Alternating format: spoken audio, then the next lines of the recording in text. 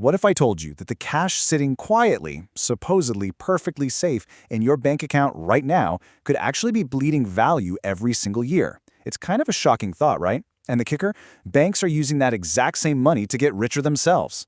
Today, we're breaking down the financial truth that, well, most of us just were never taught in school. We're going to build a step-by-step guide, a true beginner's playbook, to take you from passive saving to active wealth building. Get ready, because we're about to totally transform how you view and use your money. So, we've broken this journey down into 5 super clear phases: the hidden wealth trap, choosing your financial path, the magic of compounding, habits for building wealth, and finally, redefining true financial freedom. And here's how that roadmap plays out. We go from your initial awakening to assessing your real options, building the engine, executing on it, and arriving at that final destination. Let's start right off the bat with that awakening. Step 1. The hidden wealth trap. Let's look at a scenario I think we can all relate to. Meet Jake. Now, Jake is doing exactly what society tells us to do, right? He works hard, gets his paycheck, and responsibly stashes a chunk of his savings into a traditional bank account. He opens his banking app, sees the number, and feels good. He genuinely thinks he's doing everything perfectly and that his money is totally safe under lock and key. But what he doesn't realize is there's a hidden mechanism quietly eating away at his purchasing power behind the scenes. This perfectly illustrates why Jake's feeling of safety is completely an illusion. Let's just look at the raw math here. If annual inflation is hovering around, say, 4%, which means the cost of your groceries, gas, that morning coffee, it's all steadily rising. But Jake's traditional bank account is only paying him a tiny 0.5% in interest. He is mathematically losing. His money is barely growing, but his actual life is getting 4% more expensive. So Jake is actually getting poorer every single year, even if the absolute number on his screen looks a tiny bit bigger. His money feels safe, but honestly, it's slowly shrinking. Which brings us to a really harsh but absolutely necessary reality check. You've got to stop and ask yourself this pretty uncomfortable question. Is my money actually growing, or is inflation silently stealing my future? Because simply ignoring your money doesn't make financial problems magically disappear. It really just delays them. We have to get intentional here and stop letting inflation quietly pick our pockets. That brings us to step 2, choosing your financial path. Let's quickly assess what your actual options are. Broadly speaking, you've got 3 main paths. First is saving. Low immediate risk, sure, but as we just saw, inflation quietly shrinks it over time. Option 2 is investing in the stock market. Historically, this averages around 8 to 10% returns over the long haul. Now, it definitely requires patience to weather market crashes, but long-term investors usually come out on top. And finally, entrepreneurship. Building a business gives you unlimited upside, but man, it comes with high risk, a super high failure rate, and frankly, a whole lot of sleepless nights. So, which path is the absolute best? Well, obviously it depends a bit on your personal risk tolerance, but the smartest strategy for most everyday folks isn't just picking one. It's actually a really encouraging, simple combination. It's blending a solid foundation of saving for emergencies, investing consistently for long-term growth, and maybe developing multiple income streams to speed up the process. This blended approach is by far the most robust way to start building real wealth without taking on catastrophic risk. All right, step 3, the magic of compounding. This right here is the core engine.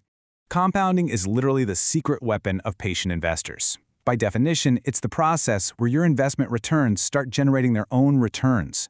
Think of it like a snowball rolling down a huge hill. It gathers more snow, getting larger and faster the further it goes.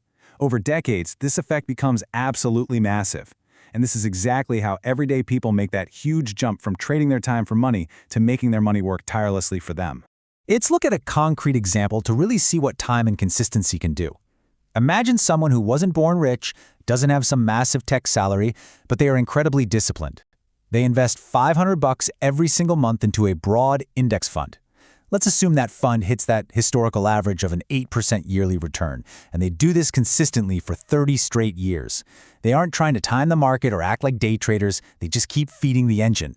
The result of that simple, completely unsexy, repeated action? Over $1 million. Over $1 million. The crucial takeaway here is that you absolutely do not need to be a Wall Street genius. You don't need a perfect 6-figure salary, and you definitely don't need to get rich overnight. Time is, hands down, the most valuable asset you have. The longer you let that money sit and compound, the more insane that snowball effect becomes. It's not about luck or shortcuts. It's just discipline, patience, and consistency. Moving to step 4, Habits for building wealth. This is all about your daily execution. Building extraordinary wealth as an ordinary person really boils down to a few core habits. First up, consistent investing, like that $500 a month we just looked at. Second, avoiding unnecessary debt that just constantly drains your resources. Third, leveling up your personal skills so you literally become more valuable. And fourth, creating additional streams of income. Now, I know these seem like really basic, small financial decisions, but when you repeat them consistently over years, they will completely change the trajectory of your life. There is a quote that perfectly captures the entire vibe of this playbook. Wealth is less about how much you earn and more about how intelligently you use money. And it all circles back to financial education.